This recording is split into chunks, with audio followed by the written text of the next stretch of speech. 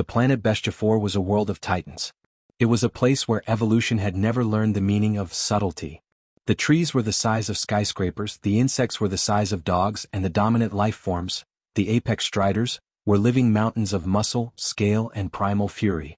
These six-legged behemoths were the undisputed kings of the planet, capable of crushing a main battle tank under a single footprint and letting out a roar that could shatter reinforced glass. The native inhabitants, the Tarak-Kai, believed they were the chosen of the gods because they were the only ones who could ride the titans. For generations, the Tarak-Kai had practiced the ancient bond, a spiritual and grueling process of taming.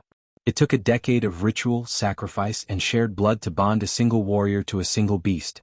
They viewed the striders as sacred extensions of their own souls. With these living gods, the Tarak-Kai had repelled every alien scout that had ever dared to land. They didn't need lasers, they had teeth the size of swords.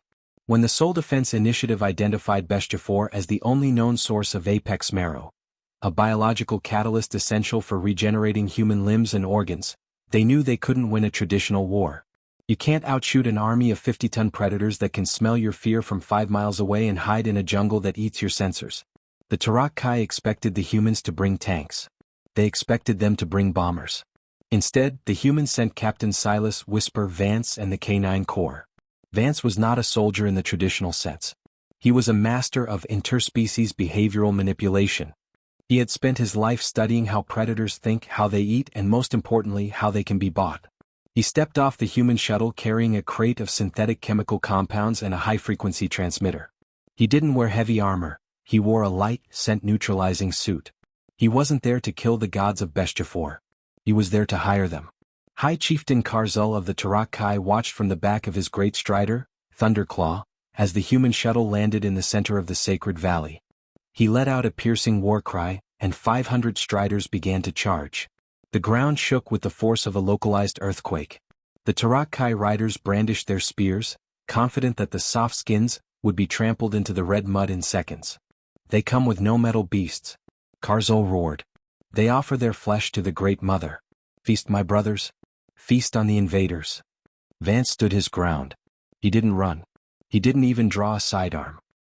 He waited until the lead strider was only 50 yards away, close enough for him to see the individual scales on its snout and the yellow fire in its eyes.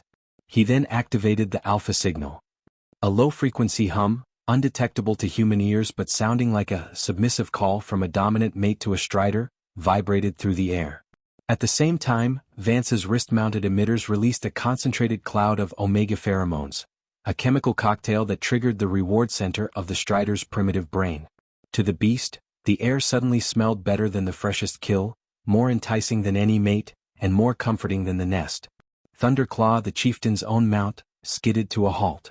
Its massive nostrils flared, sucking in the human-made scent. Its pupils, once narrow slits of predatory aggression, dilated into wide, curious circles. It ignored Karzul's frantic commands. It ignored the sharp tug of the obsidian bit in its mouth. It lowered its head, its massive jaw vibrating with a low, rumbling purr. Vance reached into his pouch and pulled out a grade A nutrient block, a concentrated slab of synthetic proteins, sugars, and addictive neurotransmitters that tasted better than anything nature had ever produced on Bestia.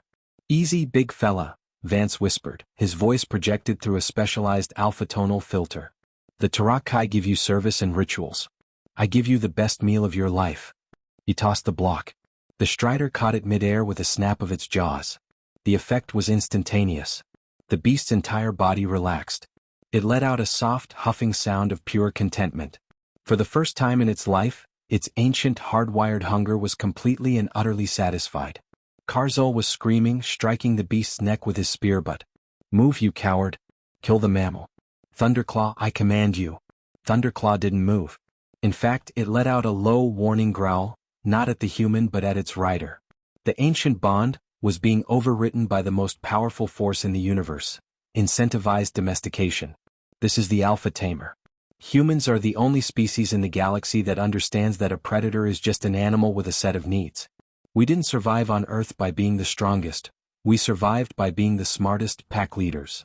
We turned the wolves into dogs not by beating them, but by making it more profitable for them to sit at our fires than to hunt us in the dark.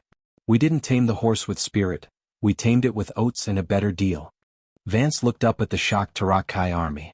All around him the great beasts were stopping. The pheromones were drifting through the valley, and the human treats were being tossed like confetti. The living gods were turning their backs on their masters, nudging the humans with their massive snouts, begging for more of the chemical magic. The bond is broken. Karzul wailed, falling from his saddle as Thunderclaw sat down like a giant, scaly hound. You have used dark sorcery. You have bewitched the sacred ones. It's not sorcery, Chief, Vance said, walking up to the massive beast and scratching it behind its armored ear plate.